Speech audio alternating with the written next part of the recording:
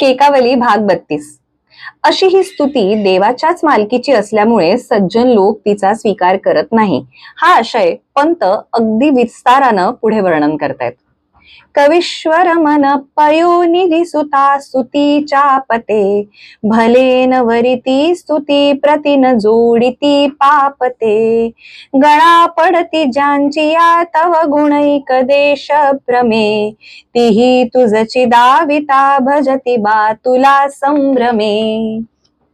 कवी श्रेष्ठांचं मन हाच कसा कोणता तरी क्षीर समुद्र, त्यातून उद्भवलेली स्तुती हीच म्हणजे लक्ष्मी देवी आणि तिचे स्वामी कोण तर तुम्ही. हे परमेश्वरा, सज्जन लोक स्तुतीचा स्वीकार करत नाहीत, कारण हे पाप ते पदरात घेऊ इच्छित नाहीत.